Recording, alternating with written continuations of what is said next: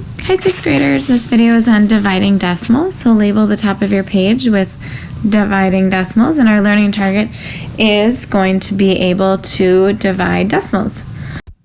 So before we divide decimals, we're going to do a quick review of long division. So write down 648 divided by 12. Remember, the first number is the one that is going to go into the box. Our second number, the one being divided by, is going to go outside of the box.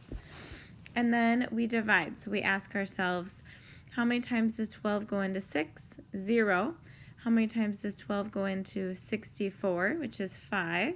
So I put that right above the 4. 5 times 12 is 60. Subtract 64 minus 60 is 4. Bring down my 8. 12 goes into 48 4 times.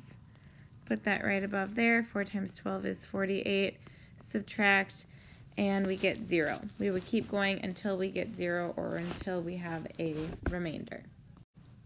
When we're dividing decimals, we follow the same steps as long division, except we have to figure out our decimal first, and then we divide.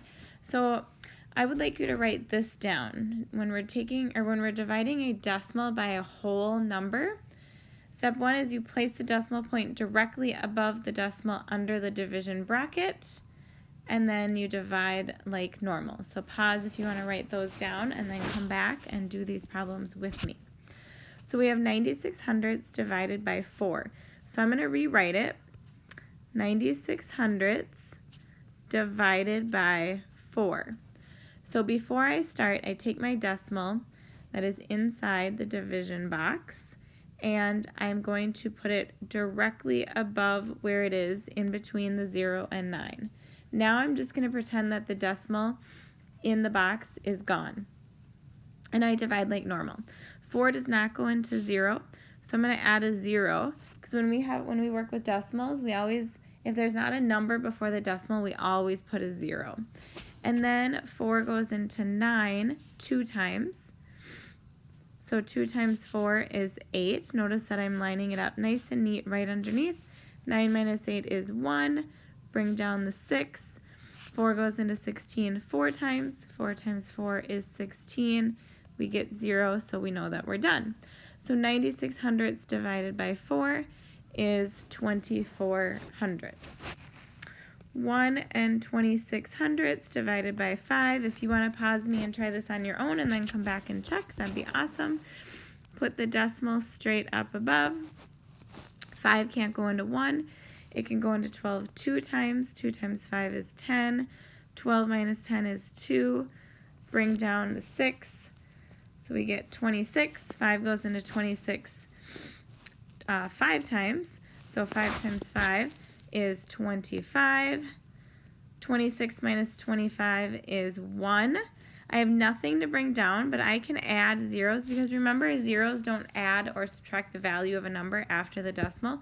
So I'm going to add a 0 and bring that down. 5 goes into 10 2 times. I'm going to extend my line here so it's neat. 2 times 5 is 10. 10 minus 10 is 0, so therefore I am done. So if we run out of numbers and we're not done yet, then we just add, we can add as many zeros as we want, because that doesn't affect the 1 and 26 hundredths. So my answer is 252 thousandths. If we're dividing a decimal by a decimal, then we have another step that we have to do before we can divide. So step 1 is that we are going to move both decimal points to the right the same number of places to make the outside whole, which I'll explain in a second. Then we place the decimal directly above the decimal in the box, and then we divide. So take a moment to write these steps down, including that right there, and then come back and we'll do some practice. So 12 and 6 tenths divided by 3 tenths. So I have 12 and 6 tenths divided by 3 tenths. So we want to make this outside number a whole number to make it easier to multiply. So if I move this over 1 to the right, I then have 3, which is a whole number. Really what I'm doing is I'm multiplying it times 10, and then it gets me 3. But whatever I do on the outside, I have to do on the inside. So if I move over 1 on the outside, I'm going to move over 1 on the inside. I'm going to extend my box. My new decimal goes here. I'm going to add a 0 just so I remember that the decimal is between some numbers, and then I'm going to pop my decimal straight up above. Now I'm going to forget about the decimals and divide. So we have 3. So 3 goes into 12 4 times because it doesn't go into 1 at all. So 3 goes into 12 4 times. 4 times 3 is 12. 12 minus 12 is 0. I have numbers left, so I'm not done just because I'm at 0. Bring down my 6. 3 goes into 6 2 times. 2 times 3 is 6. 6 minus 6 is 0. I only have a 0 left, so therefore I am done because I have gotten to 0 here. So my answer then is going to be 42. Notice that I divided by a number less than 1, and I got a bigger number. I started with 12 and 6/10, and I divided it by 3/10, which is less than 1, and I got 42. So really what we're doing is we're dividing it into more groups less than 1. So that's why we're going to have more, and we'll talk about that more in class.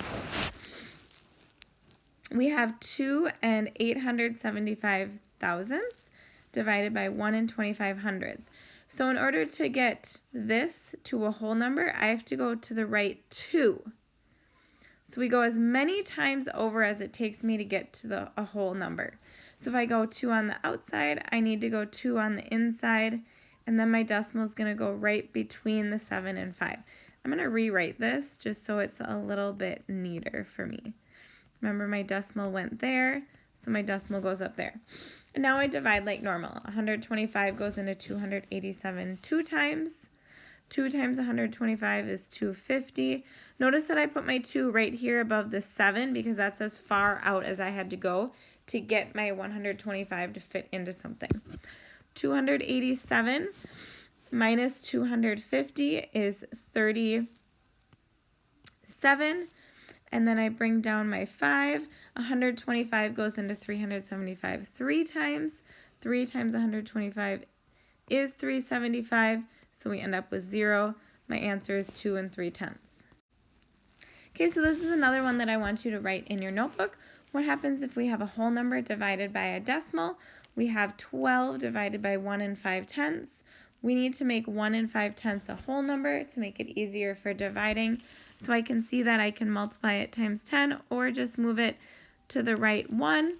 But on the inside, I don't have a decimal, so I'm going to add a decimal and a couple zeros. I might need the extra zeros. I might not need the extra zeros. It doesn't really matter because it doesn't change the value except it gives me a decimal. So here we went over to the right 1, so I'm going to go to the right 1 here, and then my decimal is going to go straight up. So I'm going to rewrite this. Now I have 120 divided by 15 with my decimal straight up here. 15 does not go into 12. It goes in 128 times. 8 times 15 is 120. 120 minus 20, 120 is 0. Bring down the 0. 15 goes into 0 0 times. 0 times 15 is 0, and then we're done. So my answer is 8.0, or we know that we can just cancel out any zeros after the decimal, so my answer would just be 8. One last thing that I want you to write in your notebook, if you're dividing by a number greater than 1, which is what you're used to from elementary school, you've known that when you divide, your number gets smaller. When you divide by less than 1, which is what we're going to work on and talk about with decimals, your answer is actually going to get bigger. So this should be in your notebook, kind of similar to the ones from the multiplying. Circle it and keep that in your notebook. And then that's all that I have for you for this video. So make sure your notes are in class tomorrow. Rewatch any parts if needed, and have a wonderful day.